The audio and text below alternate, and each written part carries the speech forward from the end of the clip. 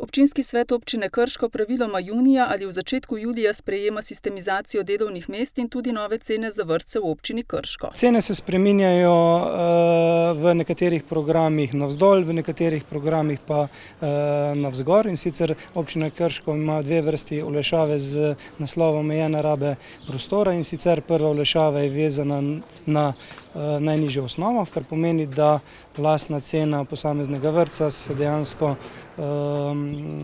najnižja upošteva pri plačilu vrtca. Druga osnova je pa znižanje 30%. Za oddelke prvega starostnega obdobja je osnova za plačilo za približno 5% nižja od sedanje osnove, za oddelke ostalih programov pa za 5% višja od sedanje osnove. Cena za prvo starostno obdobje je 554 evrov in je 5% nižja od lanskega povprečja.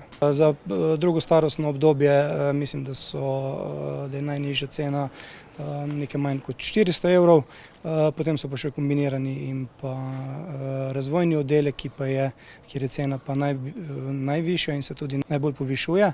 Je pa v ta razvojni oddelek vključenih 6 otrok, tako da se na plačilih staršev ta zadeva še ob sofinanciranju države ne vpliva in se ne pozna. V letošnjem letu bo s 1. septembrom vključenih 1164 otrok, med letom pa se bo dodatno do 28. februarja v vrtce vključilo še 70 otrok.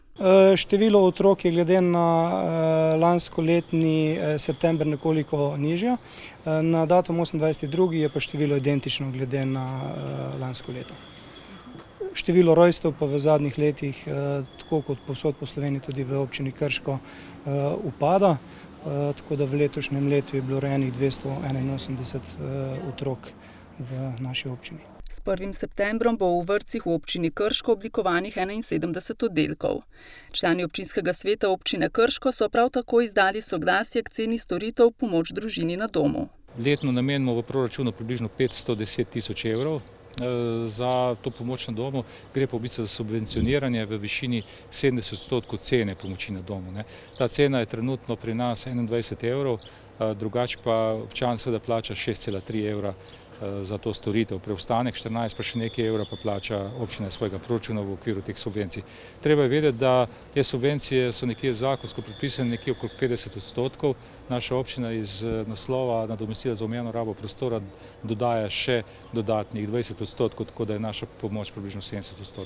Potrebe po tej storitvi so dokaj velike, dodaja župan. Konec lanskega leta je bilo 180 aktivnih uporabnikov, v celotnem letu 2019 pa so imeli skupno 287 uporabnikov. Potrebe po tej storitvi so dokaj velike, namreč gre za en poseben inštitut, ki omogoča tistim starostnikom, ki sicer so že nekoliko slabše fizični kondiciji, težje vzdržujejo svoja stanovanja, objekte, skratka si ne morejo v celoti pomagati sami, niso pa povsem neodvisni, vendar pa po drugi strani niso niti pripravljeni, niti ni potrebe, da bi šli v institucionalno varstvo. In zaradi tega je neka situacija vmes, ker jim lahko z neko dodatno pomočjo pomagamo. Čakalna doba za umestitev v primeren termin ali za razširitev obsega storitev je bila v lanskem letu do 1 meseca.